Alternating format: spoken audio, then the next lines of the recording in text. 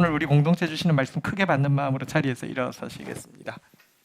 잠언 22장 7절부터 12절 말씀 한 목소리로 받들어 읽겠습니다. 잠언 22장 7절부터 12절. 제가 가진 성경은 구약성경 935페이지입니다. 받들어 읽겠습니다. 시작. 부자는 가난한 자를 주관하고 빚진 자는 체주의 종이 되느니라. 악을 뿌리는 자는 재앙을 거두리니 그 분노의 기세가 쇠하리라. 선한 눈을 가진 자는 복을 받으리니 이는 양식을 가난한 자에게 주미니라. 거만한 자를 쫓아내면 다툼이 쉬고 싸움과 수욕이 그치느니라. 마음의 정결을 사모하는 자의 입술에는 덕이 있으므로 임금이 그의 친구가 되느니라. 여호와의 눈은 지식 있는 사람을 지키시나 사악한 사람의 말은 패하게 하시느니라. 아멘. 자리에 앉으시겠습니다. 읽은 본문 말씀 가지고 선한 눈, 덕이 있는 입술이라는 제목으로 하나님 말씀 나누겠습니다. 제목이 중요합니다. 한번 고백하겠습니다. 선한 눈을 눈의 사람 되게 하소서. 덕이 있는 입술 되게 하소서. 네.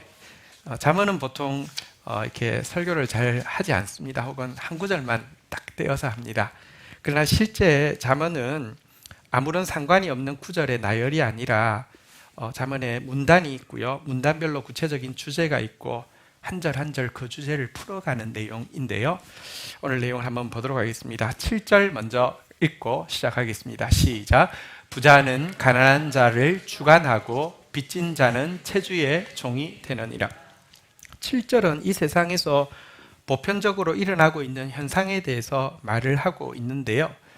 여기 나오는 부자는 돈 많은 모든 사람을 이야기하는 것이 아닙니다. 이 문단은 1절부터 16절인데 1절에 보면 여기서 말하는 부자가 누구인지 알게 해주는데요. 많은 재물보다 명예를 택할 것이요 은이나 금보다 은총을 택할 것이니라. 사실 지금 잠언 12장 1절부터 16절은요. 이 잠언이라는 게 사실은 세 부분으로 구성되어 있는데 서론이 있고요. 솔로몬의 잠언이 있고요. 나머지 지혜자의 잠언이 있는데 솔로몬의 잠언의 마지막 문단입니다. 사실은 실질적인 지혜에 대한 총결론이라고 할 수 있는데요. 이 문단의 주제가 무엇이냐고 하면 지혜로운 자의 가치관 그리고 그 가치관의 표출이 이 문단의 지혜인데요. 여기 보면 택한다는 단어가 두 번 나오고 있음을 알게 됩니다. 한번 따라하겠습니다. 택할 것이요 택할 것이니라. 여러분 가치관이 무엇이냐? 그 사람이 무엇을 선택하는지를 보면 그 사람의 가치관을 정확하게 알 수 있습니다. 이 세상 대부분의 사람들의 가치관은 무엇을 택하는 것일까요? 여기 나와 있죠. 많은 재물, 금, 은이나 금 이거 택합니다. 왜냐고 하면 세상 사람들에게 있어서 가장 가치 있는 것은 뭐니 해도 머니이기 때문에 딱 그거 선택하는 것입니다. 그런데 솔로몬은 그의 잠언 모음집을 마치면서 진짜 지혜는 참으로 선택할 만한 것을 선택하는 것인데 정말 선택할 만한 것이 무엇이냐? 많은 재물도 아니고 은이나 금도 아니고 한번 따라하겠습니다. 명예, 은총, 명예와 은총을 선택하는 가치관을 가진 사람이 되어야 된다라고 이야기하고 있습니다. 여기서 말하는 명예란 세상적으로 좋은 이름이 아니라 하나님이 인정해 주시는 좋은 이름을 이야기합니다. 하나님이 내 이름을 알아주고 내 이름을 가치 있게 생각하는 것을 명예라고 이야기하고요. 여기 은총이라는 단어는요. 밑에 오늘 본문에 같은 원어를 다르게 번역한 게 있으니까 원어 한번 따라하겠습니다. 헨이라는 단어를 은총으로 번역했는데요. 헨은 보통 하나님께 사랑받는 상태, 하나님께 은혜 받는 상태, 옛날 성경에는 하나님께 고임받는 상태를 이야기하는 단어입니다. 하나님이 알아주시는 좋은 이름을 선택하고 어떻게든지 하나님께 더 사랑받고 은혜 받고 고임받을 수 있는 것을 돈보다 더 선택하는 가치관을 가진 사람이 지혜롭다 이렇게 이야기하는데요. 어쨌거나 7절에 부자가 나왔잖아요. 그죠? 이 부자는 반대로 여호와께서 인정해 주시는 좋은 이름이나 여호와께 받는 사랑과 은혜보다는 많은 재물 그리고 은금을 더 가치 있게 여기고 선택하는 가치관을 가진 사람을 이야기하는데요. 7절 다시 한번 보도록 하겠습니다. 이런 사람은 이런 가치관을 가졌는데 실제로 재물까지 가지게 되면 무엇 하느냐? 반드시 가난한 자를 주관합니다. 자기에게 조금이라도 빚진 것이나 책 잡힌 게 있으면 그 사람을 종처럼 부리고 갑질하는 일을 하게 된다는 것입니다. 그거 하려고 돈을 원했으니까요. 돈 가졌으니까 그거 한다는 것입니다.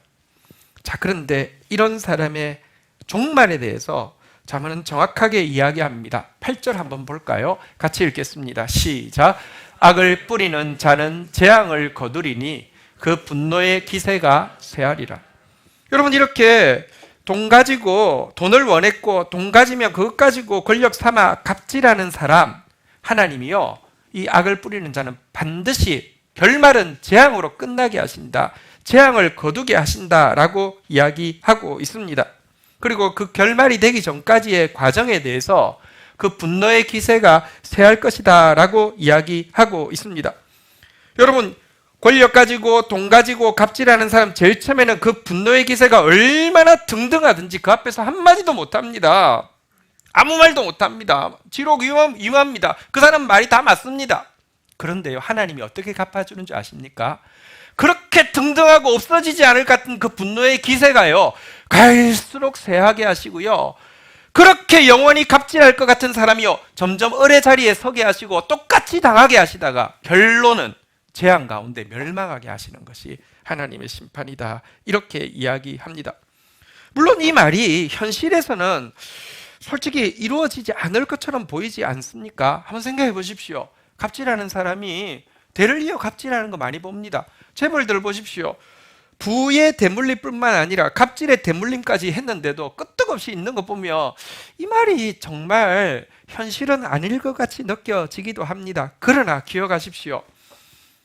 아주 찰나 동안은 안 이루어지는 것처럼 보이지만 하나님은 천년을 하루같이 여기시는 분이신데 그분이 이렇게 말씀하시면 그대로 되어집니다. 여러분, 사실 과거에도 재벌이 있었겠죠. 그 사람들 후대가 어떻게 되는지 우리는 잘 모르지만 하나님은 아십니다. 그리고 우리는 믿습니다. 재앙을 거두었을 것이고요, 분노의 기세는 갈수록 세해서요, 그가 똑같이 갑질 당하게 하시는 것이 하나님의 법칙이라는 것입니다. 그런데도 많은 사람들은 이 잠시 갑질하는 재미를 놓지 못합니다. 이것이 사탄의 작전이죠.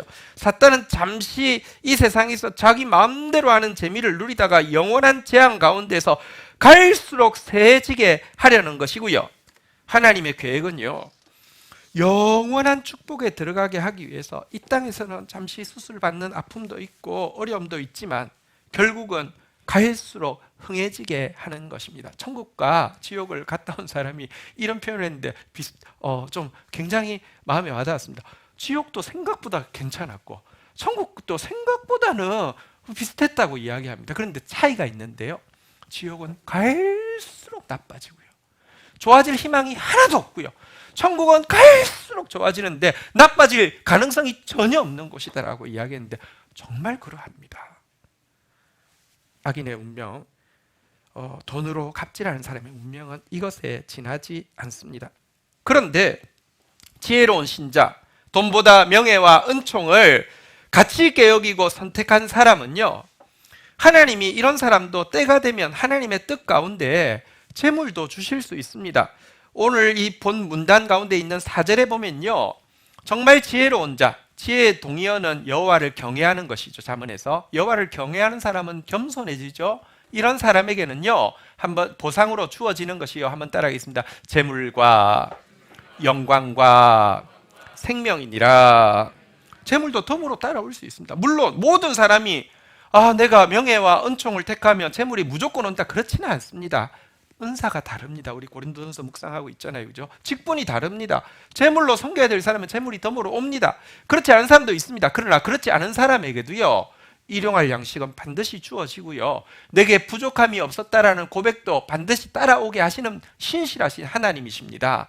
그리고 이런 사람에게 재물이 주어지게 되면요, 이 사람은 더러운 이 재물을 갑질하는 부자들과 전혀 다르게 사용합니다. 그것이 9절에 나오는 내용입니다. 9절 이어지는 9절 읽도록 하겠습니다. 같이 읽겠습니다. 시작. 선한 눈을 가진 자는 복을 받으리니 이런 양식을 가난한 자에게 줌이니라. 하나님이 알아주시는 좋은 이름, 하나님께 사랑받고 은혜 받은 사람은요, 덤으로 주어진 재물을 가지고 가난한 자에게 나누어주는, 양식을 나누어주는 일을 하게 됩니다. 약한 자를 돌아보는 데 사용한다는 것입니다. 그런데 이들에 대해서 너무 아름다운 하나의 표현이 있는데요, 한번 따라하겠습니다. 선한 눈을 가진 자. 선한 눈을 가진 자라고 표현합니다. 하나님이 알아주시는 사람, 하나님께 은혜와 사랑을 받은 사람은요, 자신도요, 받은 은혜와 사랑을 누구에게 베풀어야 할지, 누구를 동정하고 누구에게 친절히 대해야 할지를 항상 살피는 눈을 가진 사람이 된다는 뜻입니다. 그리고 정말 하나님께 은혜와 사랑을 받은 사람은 자신도 은혜롭고 사랑스러운 사람이 되는데, 내가 얼마나 은혜로운 사람이냐, 사랑스러운 사랑이 많은 사람이냐의 표출은 눈을 통해서 제일 먼저 표출되어진다는 것입니다. 여러분의 눈은 여기 말하는 선한 눈을 가진 자, 선한 눈입니까?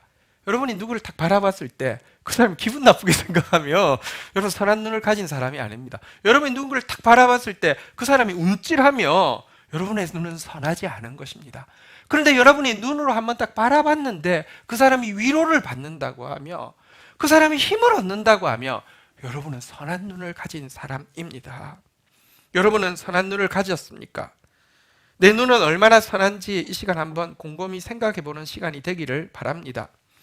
여러분, 내 눈에 지체를 볼 때에 지체의 사랑스러움과 귀함이, 지체의 안쓰러움과 힘겨움이 좀채로 보이지 않고 주로 지체의 단점과 부족이 보인다고 하면, 그리고 점점 그것에 집착이 돼서 저건 좀 고쳐야 되는데, 저건 좀 바꿔야 되는데 자꾸 집착하게 되고요. 조금 더 지나서는요, 그 단점이 절망적으로 느껴져서 저것 때문에 안 돼, 저 사람하고 같이 있을 수가 없어, 이렇게 된다고 하면 그것은 여러분의 눈이 선하지 않다는 증거입니다.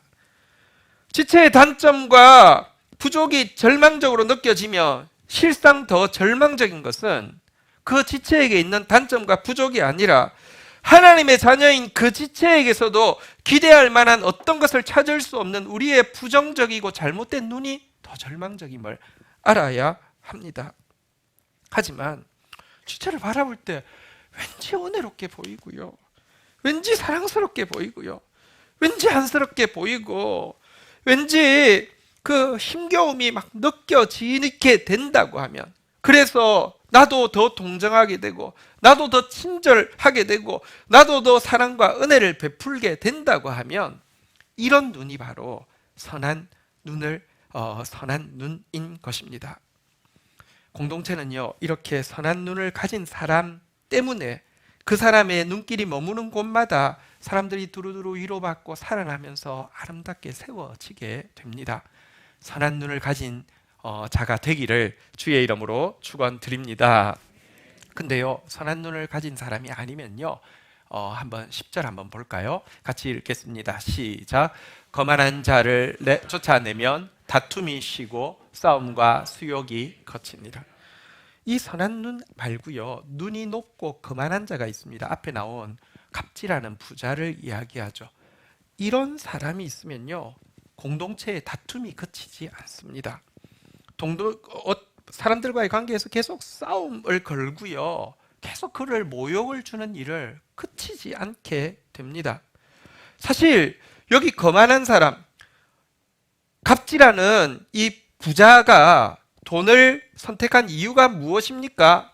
무조건 내 마음대로 주관하고 싶어서, 어떻게든지 내가 높아지고 싶어서, 내 뜻대로 안 되는 일이 없게 하기 위해서 그것 택했고 그것 가졌다고 하면, 내 의견은 절대 무시당하면 안 되고, 내 기분은 털끝만큼도 상해서는 안 되고, 내 이름이 손상되는 일은 절대 없어야 하기 때문에 이런 사람은 반드시 싸움을 걸고요.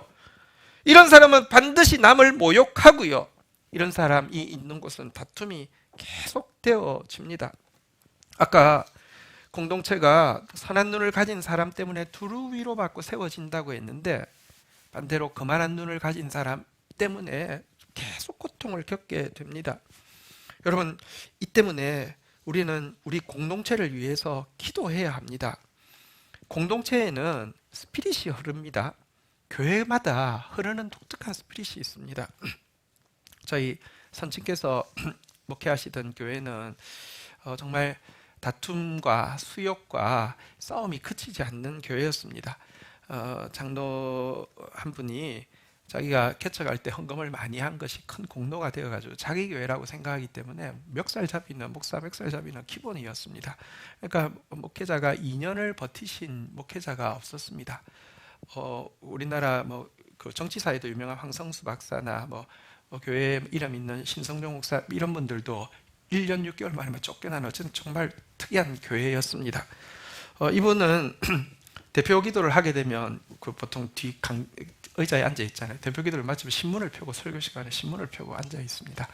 밑자리에 앉으면요, 노트를 꺼내 가지고 계속 씁니다. 왜냐고 하면 목사 말에서 트집 잡을 거 하나도 안 빠지고 씁니다. 이거 가지고 컴퓨터 같이 이렇게 해가지고 합니다. 근데 그 사람이 정말 비참하게 죽었습니다. 그러면 됐을까요? 아니요. 목사님이 어떤 외부에서 장로가 한 분 들어오셨는데, 이거 이제 자기 교회 장로로 받아달라고 청원을 했는데, 저도 그때 고시부에 있어서 좀 세워주면 안 될 것 같은데 했는데도 어쨌든 세워줬습니다. 했더니 이분이 그 죽은 장로의 일을 똑같이 하는데 차이가 있습니다. 옛날 장로는 노트를 펴고 했는데 그 사람 태블릿을 펴고 계속 쓰더라고요. 이게 스피릿이 흘러서 그렇습니다. 공동체예요. 거만한 자가 힘을 얻으면요, 그 공동체는요, 사람이 바뀌어도요, 다툼, 싸움, 수욕이 그치지 않습니다. 기도해야 되는 것은요, 공동체에 선한 눈을 가진 사람이 리더가 되어지고 힘을 얻고, 눈이 높고 그만한 사람이 힘을 잃고 그가 변화되어지지 않으면 여기 나오는 표현대로 쫓아내며 쫓겨나서라도 공동체가요, 사실은요, 정말 선한 눈의 사람이 리더가 되는 그런 공동체가 되도록 어쨌든 기도해야 합니다. 자, 이어지는 11절에 보면요, 명예와 은총을 선택한 자를 앞에서는 눈이 선한 자라고 이야기했는데 또 다른 한 아름다운 이름이 등장합니다. 11절 같이 한번 읽도록 하겠습니다. 시작. 마음의 정결을 사모하는 자의 입술에는 덕이 있으므로 임금이 그의 친구가 되느니라. 여기 보니까 또 한 아름다운 이름이 있습니다. 한번 따라하겠습니다. 마음의 정결을 사모하는 자. 신자는요, 눈이 선한 자가 되어야 되고요, 지혜로운 신자는요, 또 한 가지는 마음이 정결한 자가 되어야 됩니다. 마음의 정결을 사모해야 합니다. 그런데 마음이 얼마나 정결한지는 객관적인 척도가 없잖아요. 참 신기합니다. 설교를 할 때 저는 표적 설교하지 않습니다. 하나님이 공동체에 지금 주시는 말씀이 무엇이냐가 유일한 관심사입니다. 근데 어느 날 회개에 대한 설교를 주십니다. 근데 인간적으로 생각합니다. 우리 어떤 성도, 저분은 회개할 거 없어, 저분은 지금처럼만 하면 너무 훌륭해, 이런 분이 계시고, 표적 설교 아니지만 설교 준비를 하면서 어떤 성도는 오늘 말씀 받고 진짜 좀 변했으면 좋겠어, 꼭 좀 들었으면 좋겠어. 그런데요, 신기한 현상이 일어납니다. 괜찮은 성도가요, 그 설교에 제일 찔림받고 슬퍼하고 통회하는 모습 보지만 정말 저분만큼은, 오늘만큼은 좀 말씀 받았으면 좋겠다는 사람 여지없이 줍니다. 그리고 정말 미운 것은, 우리 교회는 그런 일이 없으니까 이야기하지만 옛날에는, 그러니까 미운 것은요, 그런 분이 설교 마치고 나갈 때 제 손을 잡고 목사님 은혜 받았습니다. 정말 설교하기가 싫어집니다. 근데 여러분, 이게 마음의 정결은 그래서 객관화가 안 됩니다. 정결한 사람 점점 더 정결해지고요, 정결하지 않은 사람 점점 더 화인 맞아가지고, 불도장 맞으면요, 이 칼도 안 들어가요, 바늘 절대 안 들어가요, 말씀이 안 들어간다니까요. 그런데 그래서 객관화할 수 없는 마음의 정결함을 객관화할 수 있는 척도가 하나 있는데, 여기 무엇이라고 나옵니까? 한번 따라하겠습니다. 입술에 덕이 있는 자. 입술에 덕을 보면 마음의 정결을 촉정할 수 있다라고 이야기하고 있습니다. 여러분, 그 사람이 나는 참 정결한 마음 주시옵소서 찬양할 때 눈물 흘리고 정결한 마음을 원합니다. 기도 제목을 내도 입에서 나오는 말이 덕스럽지 않고 밉살스러운 말만 낸다고 하면 그것은 단지 입술의 문제가 아니라 마음이 정결하지 않다는 것의 표출입니다.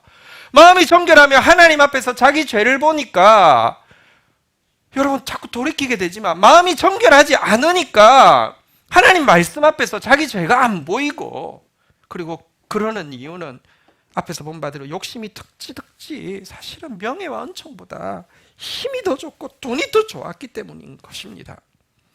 여러분 근데 여기 입술에 덕이 있다라고 했는데 이 덕이라는 단어가 원어로는요 한번 따라하겠습니다. hen 앞에서 무엇으로 번역된 단어입니까?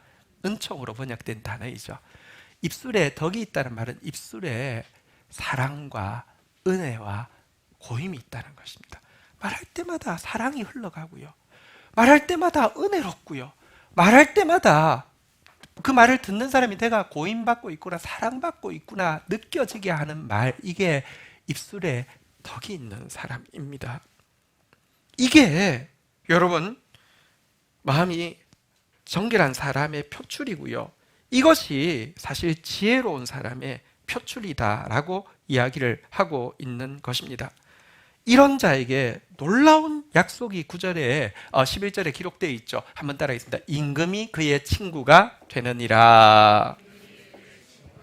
입술이 덕스러우면요 사랑의 말, 은혜의 말, 상대방이 사랑받고 있음을 느끼게 하는 말이 흘러가는 사람은 임금이 친구가 되어준다는데 여기 임금은 하나님을 이야기합니다. 마음이 청결한 자는 복이 있나니 저희가 그들이 하나님을 볼 것이며 이렇게 되어 있습니다. 하나님 임금이시잖아요. 하나님 보는 거를 임금을 보는 걸 아련한다고 하잖아요. 누가 임금을 자꾸 아련해요. 임금이 자꾸 불러요. 이런 사람이 누굽니까? 임금의 절친입니다. 마찬가지입니다. 우리가 마음이 청결하면요 하나님이 우리를 절친 삼으시고 자꾸 불러서 이야기하신다라고 이야기하고 있는 것입니다. 이것은 성경에 하나님께서 친히 친구라고 불러주신 모세의 모습을 통하여서 확인할 수 있습니다. 모세가 입술에 얼마나 덕이 있었는지, 그것 때문에 하나님이 그를 자기 친구 삼으셨는지 보여주는 내용이 있습니다. 이스라엘 백성들이 가데스 바네아에 도착했습니다. 자, 이제 너희들 율법도 받았으니까 이제 이 말씀 가지고 출발해서 가나안 땅을 차지하라 말씀하셨지만 백성들이 이야기합니다. 혹시 모르니까 정탐꾼을 보내겠습니다. 그래서 하나님 그래 해. 그래서 12명 보냈습니다. 그 중에 둘은 보고했습니다. 무엇이라고 보고했습니까? 한번 따라하겠습니다. 저들은 우리 밥이라. 정말 믿음의 고백을 했죠. 밥은 먹는 거잖아요. 어제 우리 그 셀 연합 야유회 준비를 하게 됐는데 우리 이재술 집사님이 이제 프로그램 준비 이렇게 담당이 되셨는데요. 회의를 막 열심히 마치고 배가 고파서 전사님들과 함께 밥을 먹으러 갔습니다. 밥을 먹으러 갔는데 저 앞에 감자탕 집에 가서 대짜를 이렇게 시켰는데 나왔는데 산더미처럼 나왔습니다. 이 앞에서 우리 그 집사님이 이런 이야기를 하더라고요. 사람의 위장은 주먹만 한데 이걸 과연 먹을 수 있겠냐고 이렇게 이야기해서 제가 누굽니까? 영적 지도자지 않습니까? 제가 이야기했습니다. 저들은 우리의 밥이라 이렇게 이야기했습니다. 다 먹어냈습니다. 아무것도 아닙니다. 어쨌든 요수아와 갈렙이 멋지게 믿음의 고백을 했는데요. 백성들은요 나머지 10사람의 믿음 없는 불신앙의 말을 받아가지고요 원망하고 막 여러분 민수기 14장 2절부터 나오는 내용입니다. 이스라엘 자손이 다 모세와 아론을 원망하며 온 회중이 그들에게 이르되 우리가 애굽 땅에서 죽거나 이 광야에서 죽었다면 좋았을 것을 어찌하여 여호와가 우리를 그 땅으로 인도하여 칼에 쓰러지게 하려는가? 우리 처자가 사로잡히리니 애굽으로 돌아가는 것이 낫지 아니하랴. 이에 서로 말하되 우리가 한 지휘관을 세우고 애굽으로 돌아가자 하며. 한 지휘관 세운다는 말은 무엇입니까? 모세와 아론을 돌로 쳐 죽이고 새로 지휘관 세워서요 백기를 들고 애굽으로 잘못했습니다. 천부의 의지 없어 손 들고 옵니다. 그러겠다는 것입니다. 기가 막힌 일입니다. 이 일 앞에서 하나님께서 격분을 하시면서 민수기 14장 12절에 보면 내가 전염병으로 그들을 쳐서 멸하고 내게 그들보다 크고 강한 나라를 이루게 하리라 라고 이렇게 하나님께서 외치십니다. 여러분, 이 말씀 앞에서 모세, 하나님의 친구인 모세는 어떻게 반응하고 있을까요? 누가 임금의 친구가 된다고요? 입에 덕이 있는 사람. 내가 전염병으로 그들을 쳐서 멸하고 내게 그들보다 크고 강한 나라를 이루리라 하실 때 모세가 하나님, 아멘, 원수 갚아주신 하나님 감사합니다, 이렇게 할 만한데요. 출애굽한 지 얼마 됐다고 얼마나 많은 불평과 엉망이 있은 줄 아십니까? 할 만한데요. 모세가 필사적으로 여호와께 여짜오되 애굽인 중에서 주의 능력으로 이 백성을 인도하여 내셨거늘 그리하시면 그들이 듣고 여호와가 이 백성에게 주기로 맹세한 땅에 인도할 능력이 없어서 광야에서 죽였다 하리이다 하면서 민수기 14장 19절 한번 보면요, 19절 보면 이렇게 간구합니다. 읽겠습니다. 시작. 구하옵나니 주의 인자의 광대하심을 따라 이 백성의 죄악을 사하시되 애굽에서부터 지금까지 이 백성을 사하신 것 같이 사하시옵소서. 지금까지 용서하셨잖아요. 또 용서해 주세요 하고 매달리고 있습니다. 입술에 진짜 은혜가 있죠. 입술에 진짜 덕이 있죠. 입술에 진짜 사랑이 있죠. 사실 하나님은 모세 입술에서 이런 말 나올 줄 알고 짐짓 모세한테 화난 척 하시면서 내가 쓸어버리랴, 근데 그때 아멘 하면 하나님 엄청 당황하셨을 거예요. 여기 스토리가 이게 아니야 이렇게 하셨을 거예요. 이럴 줄 아시고 말씀하셨던 것이고 이 말 받고 용서하고 구원해 주신 것 아닙니까? 입에 덕이 있는 사람을 왕이 임금이신 하나님은 친구 삼으시고요, 모세처럼 그와 이야기하시고 구원의 역사를 이루어 가는 것입니다. 여러분, 이 시간 나는 입술이 얼마나 덕이 있는지 한번 좀 살펴보면 좋겠습니다. 여러분, 입술에 진짜 덕이 있습니까? 여러분 무슨 말 하잖아요. 여러분 말할 때마다 상대방이 화가 나거나 상대방이 막 기분 나빠하거나 상대방을 격분한다고 하면 분명히 문제가 있습니다. 여러분, 그냥 입술의 문제가 아닙니다. 여러분의 마음의 문제입니다. 이거 정말 지혜롭지 못한 신자입니다. 구원받은 신자일 수는 있습니다. 그러나 입술이 밉살스럽다고 하면 지혜로운 성도 아닙니다. 성숙한 성도 아닙니다. 내 입술이 어떠한지 좀 알아보셔야 합니다. 근데 나는 잘 모를 수가 있습니다. 방법이 있습니다. 세론한테, 나를 잘 아는 세론한테 밥을 비싼 거 사주고 맹세를 합니다.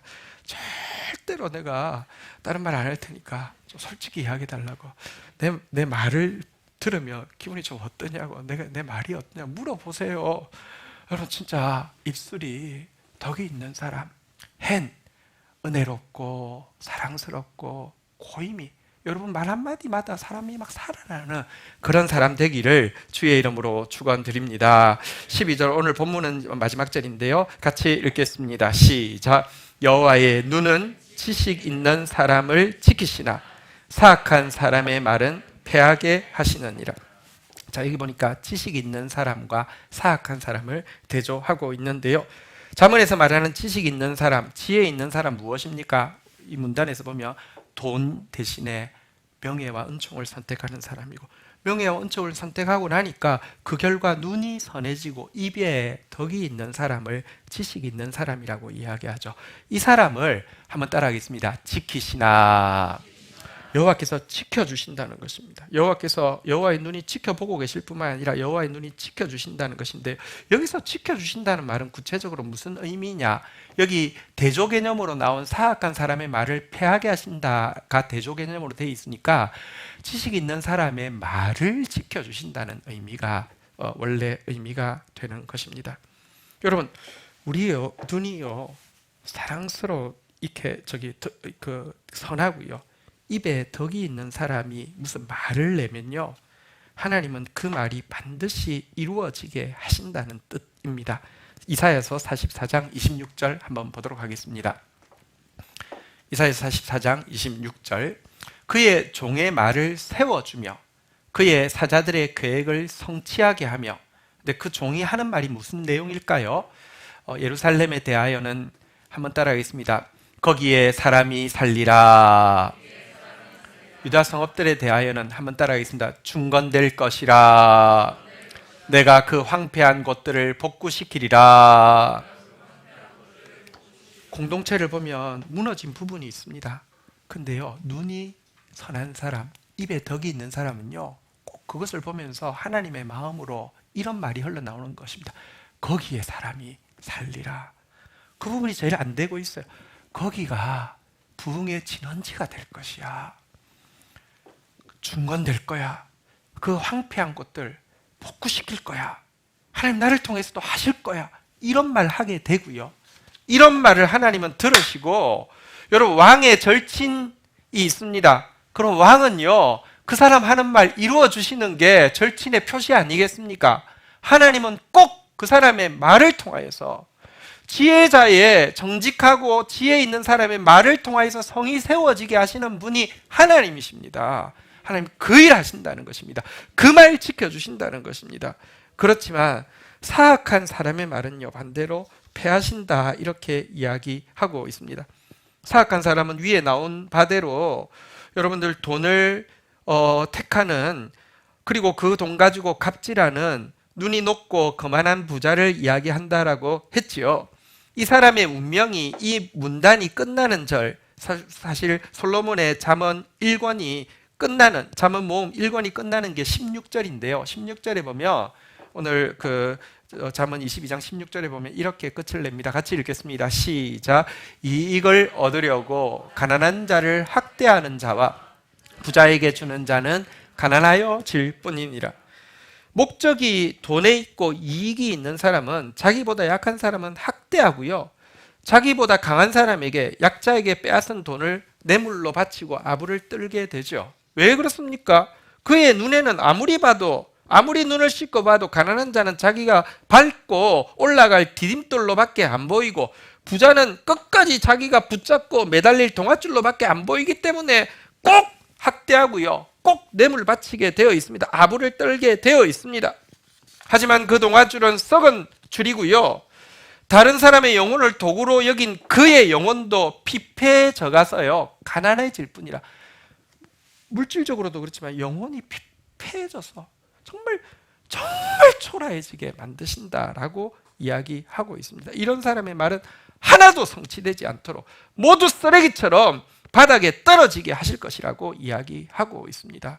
기억하십시오. 누구 말이 세워지는 줄 아십니까? 권력 있는 자의 말이 세워질까요? 돈 있는 자의 말이 세워질까요? 쓰레기가 되고요, 하나도 이루어지지 않을 것이지만, 눈이 선한 사람의 말, 입에 덕이 있는 사람의 말은 하나도 땅에 떨어지지 않고 그 사람 때문에 하나님 나라가 이루어져 가게 될 것입니다.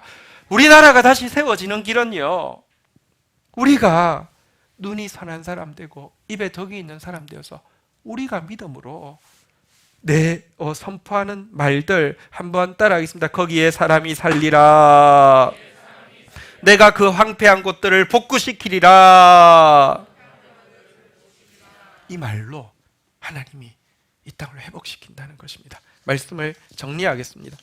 잠언은 누구나 알듯이 지혜의 책입니다. 그러나 사실 무슨 뜻인지 하나도 아는 사람이 없습니다. 그래서 잠언을 연결해서 또 풀이해서 이제 집필하는 거 지금 계속 진행하고 있는 일인데요.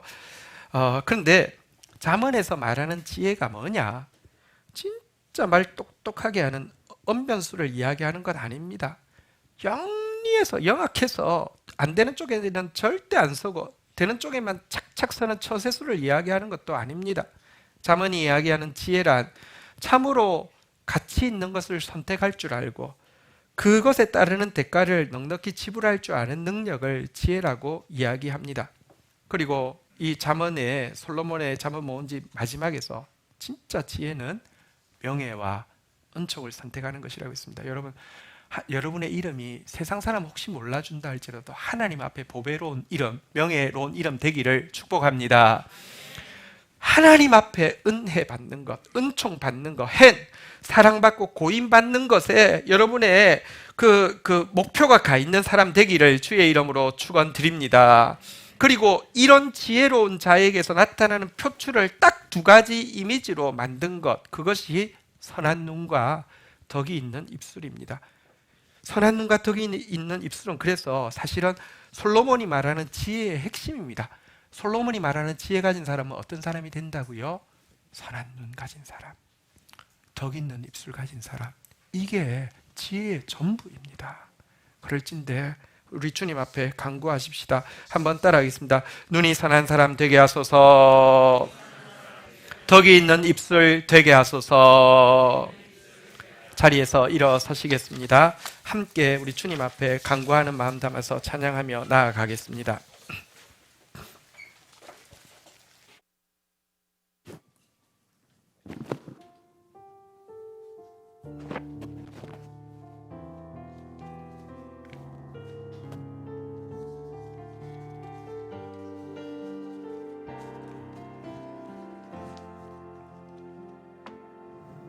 지금 서 있는 이곳에서 높임을 받으소서.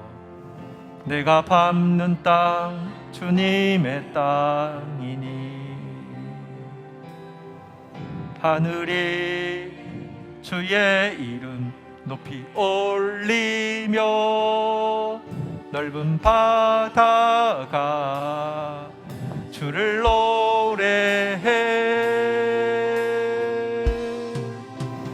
모든 만물 주를 경배해. 모든 입술 주를 찬양해. 천지를 만드신 만물의 통치자 높임을 받으소서. 내 평생에 주의 이름 높이며 어느 곳에서든지 주님을 예배하리라. 내가 밟는 모든 땅 아버지의 영광이 선포되야. 하나님은 우리의 대인관계를 통하여 영광 받으십니다. 찬양하며 주님을 예배할 때 하늘 가득한 주의 영광 보리라. 나를 통하여 나의 입술을 인하여 주의 이름 높임을 받으소서. 한 번 더 찬양할 때요, 지난주에 이어서 하나님 영광 받는 것은 우리가 뭘 잘해서가 아닙니다.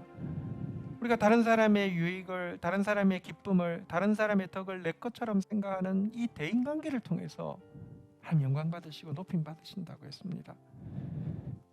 그 일에 도구가 되는 선한 눈, 그 일에 도구가 되는 덕 있는 입술, 이것이 지혜의 전부입니다. 그런 사람으로서 변화되어져서 내 입술을 통해 주님 영광 받게 해달라고 우리 다시 한번 이 찬양 고백하며 나아가도록 하겠습니다. 지금 서 있는 이곳에서 높임을 받으소서. 내가 밟는 땅 주님의 땅이니 하늘이 주의 이름 높이 올리며 넓은 바다가 주를 노래해. 모든 만물 주를 경배해. 모든 입술 주를 찬양해.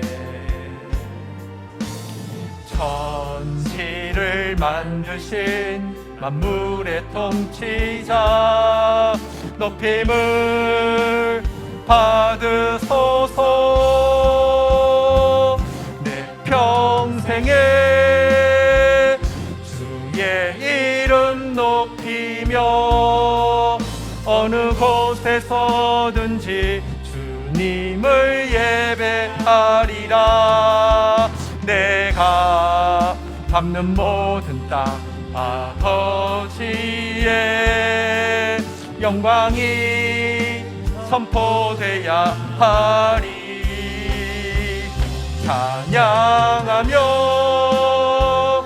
주님을 예배할 때 하늘 가득한 주의 영광 보리라.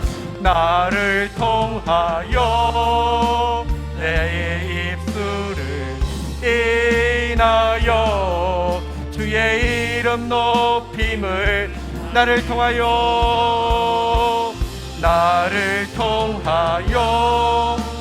나의 입술을 인하여 주의 이름 높임을 받으소서.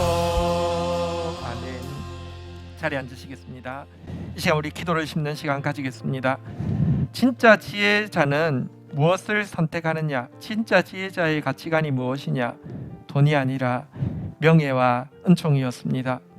그리고 이런 사람이 되어질 때 나타나는 가장 구체적인 모습은 선한 눈과 덕이 있는 입술이었습니다.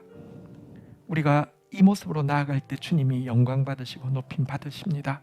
이 지혜자 되어질 수 있도록 이렇게 살지 못했던 나의 참 미운 눈과 나의 이 미운 입술에 대해서 참회하고 회개하며 돌이키며 주의 은혜를 구하는 시간 가지도록 하겠습니다. 하나님 감사합니다. 참 지혜 예수님의 모습을 오늘 잠언을 통해서 보았습니다.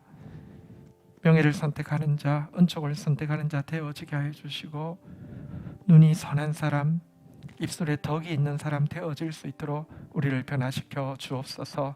그런 공동체로 이 공동체가 하나님 나라로 아름답게 세워져 가며 이 땅을 아름다운 곳으로 바꾸는 이 민족을, 이 나라를 아름답고 새로운 것으로 바꾸는 교회 되어질 수 있도록 은혜를 더하여 주옵소서.